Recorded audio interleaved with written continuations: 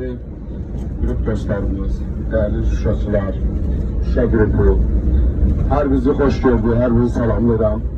Həqiqətən çox müqəddəs bir səfərə çıxırıq. Elmira xanım, sizə təşəkkür edirəm ki, belə bir səfəri təşkil ediniz. Hər birinizə təşəkkür edirik ki, belə bir səfərə razılıq verdiniz. Həqiqətən Şuşa bizim müqəddəs yerimizdir, bizim an yerimizdir.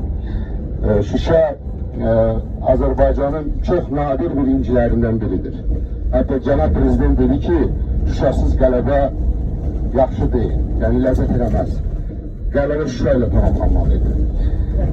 Və 1752-ci ildə Pənahlıoğlu bəy xan tərəfindən, Qarabağ xan tərəfindən əsası qoyulmuş bu şəhər tez bir müddətdə özünün coğrafi mövqeyinə görə, özünün gözəlliyinə görə əsrarəngiz bir yer tutdu Azərbaycan tarixində.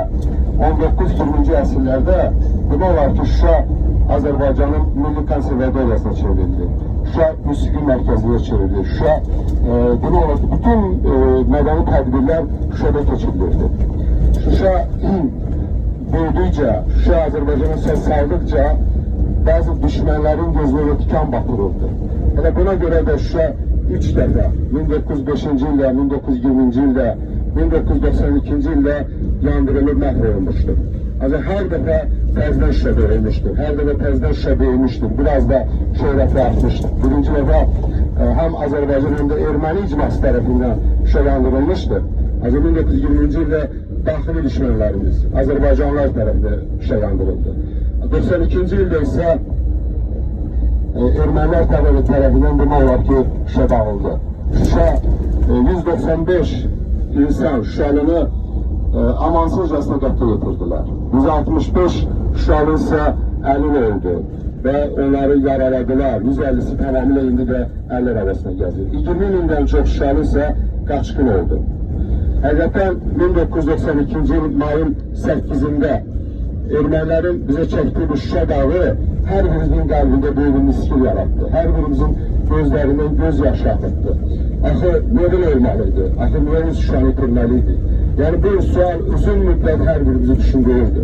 Və hər birimiz Şuşasız keçən hər bir gün demək olar ki, bizi kədərləndirirdi və bizə bəlkə də bir bədbinlik yaradırdı.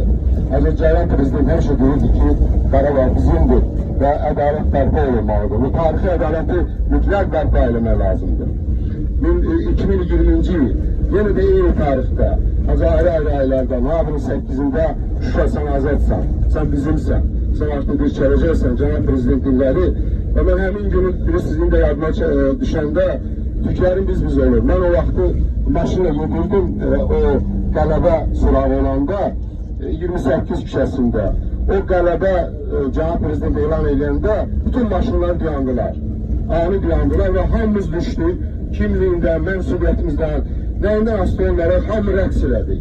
Yəni, belə böyük bir elə bir ki, rəqs meydançasına çevrildi. Mən birazdan bunlara tərəf getdim, gördüm, orada ümumiyyətlə bunlarla böyük bir meydança var.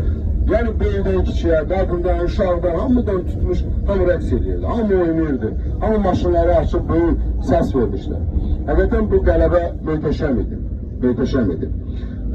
200 ildir ki, 200 ildən çoxdur ki, ermənilər Qafqazda gəlib məskələşəndən sonra, onun bunun torpağından pay ala gedəndən sonra müəyyən bir havadarlarının sayəsində onlar artıq Qarabağa iddia edilər, Şuşaya iddia edilər və 200 il biz demək olar ki, bu ermənilərin qabağında bir qədər də açığı onların o tərəfdarların görüb bir qədər də elə bir ki, çəkinirdi, qaçırdı deyim.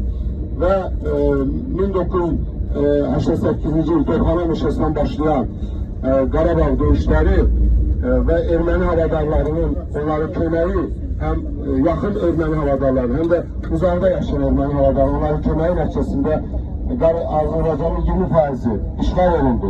Qarabağ və ətraf rayonları işğal olundu. Erməni qəsbkarları demək olar ki, belə bir tarixi faciəni başımıza gətirdilər. Azərbaycan xalqı bununla barışmırdı.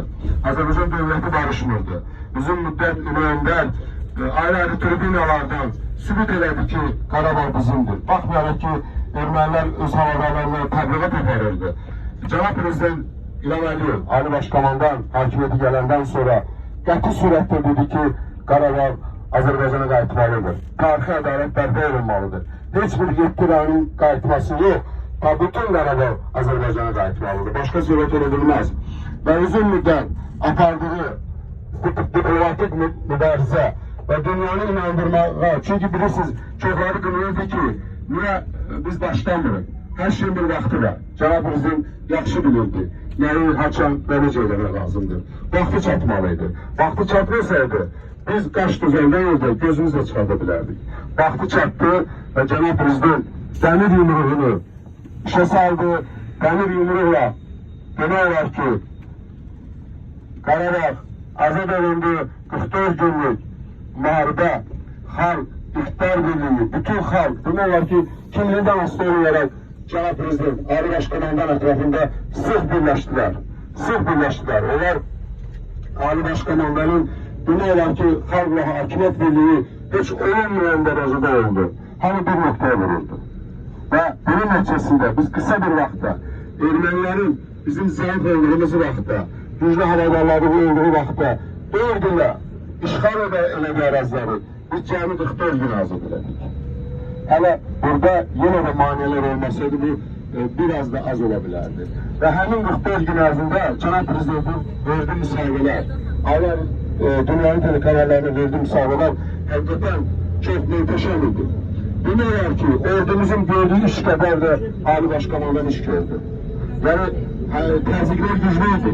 Siz baxın, o vaxtı Makro və dünyanın ayrı Hollandiya, Amerika, elə Rusya özü bəyanatlar verirdilər. Ayrı düz dövlət səviyyəsində Rusyada olmasa da, ancaq bəyanatlar verirdilər. Və bizi çəkindirmək istərdilər. Və bizi işğalçı adlandırmaq istərdilər hatta. Ancaq bizim BMT-nin tərəfindən tanınmış torpaqlarımızı biz geri qaytarmaq istəyirdik, işğalçıların əlindən almaq istəyirdik. Ancaq yenə də erməni havadarları, o havadarlar güclü havadarlar idi. Onlar elə belə havadarlar deyildir. Onlar bugün dünyanı idarə edirlər. Dünyada söz sahibləridir. Dünyada qarışqa içində demokratdırlar. Və onları susturdu. Cənab Prezident demək olar ki, onların ayrı-ayrı telekanalları verdiği müsahibələrdə sübut elədi ki, Qarabağ Azərbaycanın əzəli torpaqlarıdır. Və Qarabağ işğaldan azad olundu. Mən bir dəfə Şuşada olmuşam. Şuşa həqiqətən çox möhtəşəmdir.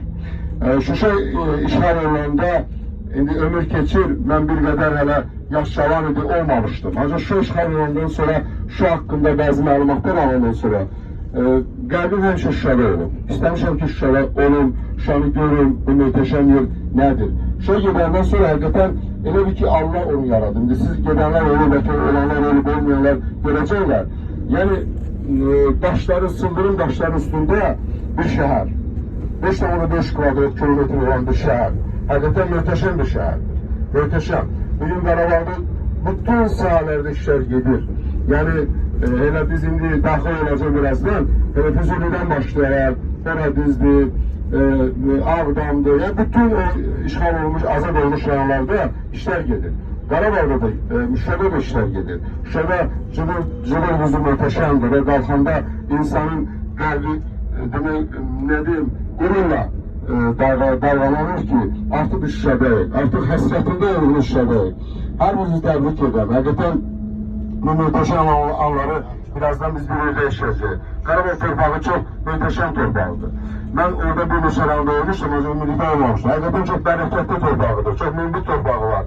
Və bizim Elmira xanım da dedi, benim ikinci dənə Qarabağa qayıtmağımın başqa bir səbəbi də var. Bizim bir milli inkişaf ictimai birliğimiz var. Biz onu bu yaxınlarda təhsil eləmişik. Uzun müddətdir bu barədə bizim söhbətlərimiz gedir. Ancaq milli inkişaf ictimai birliği onun ilk proyekti kimi Heydərələ şəhərin salınması proyektidir. Yəni Qarabağ bizimdir, Qarabağda işlər gedir, möhtəşəm işlər gedir. Bir mənalı sürətdə tədbirə layiqdir, hər şey tədbirə layiqdir. Ancaq Qarabağda biz sevinmişik. İkinci sevincimizi yaşamaq istəyirik. Xalqımıza ikinci sevinç olmalıdır. Qarabağda möhtəşəm, çox milyonluq Heydərələ şəhəri salınmalıdır. Füzuli aeroportu ətrafında və Aras çayı boyunca Heydərələ şəhərin salınması proyekti biz işləmişik Yani o proyekt ilk defa Almanya'da yaşayan çok değerli soydaşımız Rövşen Yunusoglu Qambarov tarafından ilk defa seslendirilmişti. Artık bir ilden çok da emin proyekt müzakere olur.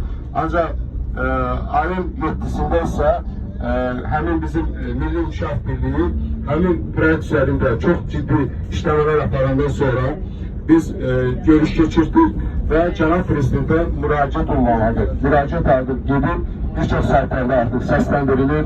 Mənfi münasibətləri de var, müsbət münasibətləri de var.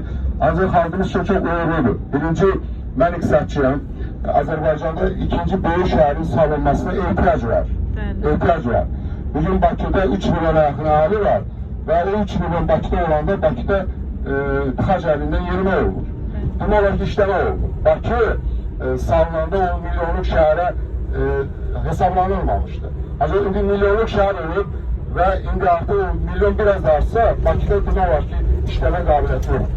Ancaq müasir şehir salma standartları bu ayrıcı, dünyada ayrıcılardır. Mesela bugün Çin'de 2 tane 10 milyonluk, hatta 20 milyonluk müasir şehir salma standartı var.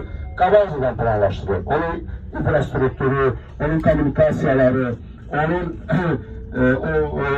məişət, mədəniyyət obyektləri necə olmalıdır, neçə nəfərə nə qədər düşməlidir və ona görə hətta o şəhər, o proyektlər dikilsə 10 milyona da orada heç bir tıxac olmayacaq, insanlar rahat işləyəcəklər. Yəni dünyada artıq praktika belədir ki, paytaxt dayanışı ikinci bir iqtisadi mərkəz olmalıdır. Və bu iqtisadi mərkəz Qarabağda olsa, həmin dediğimiz ərazidə olsa, həmin ərazi relyefi buna imkan verir, o 10 milyonun şəhəri salınmasına və çoxları deyirlər ki, 10 milyon cəmi Azərbaycan əhalisidir. Bu əhali harada yatırmaqlar? Dünyada 60 milyondan çox Azərbaycanlı yaşayır.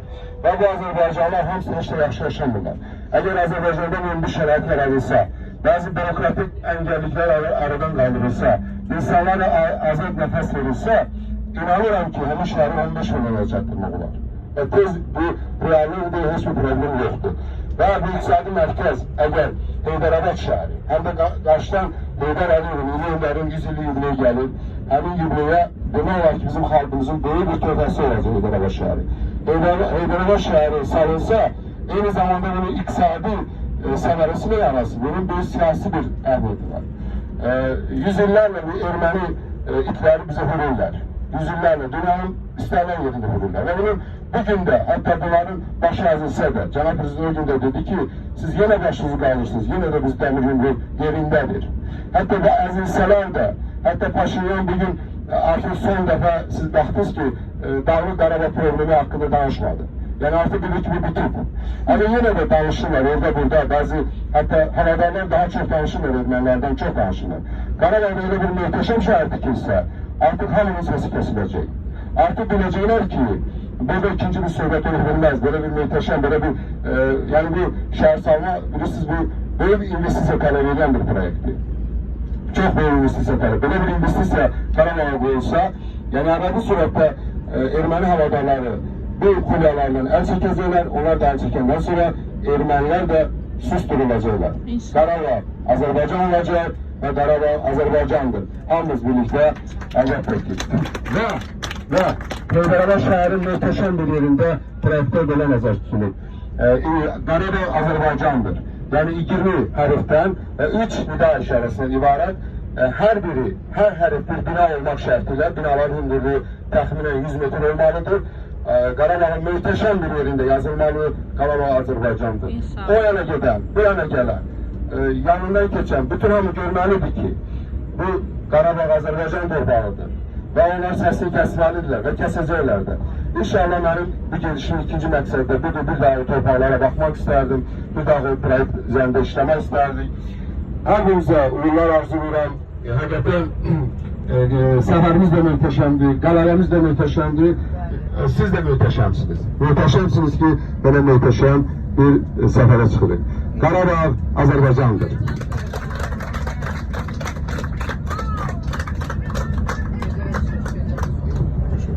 Zəhmət olsa buradan arxadan çəkim, buradan sizi çəkeyim, hamınız elə belə durun. Geçecek. Düz 15 dəqiqə. Olsun.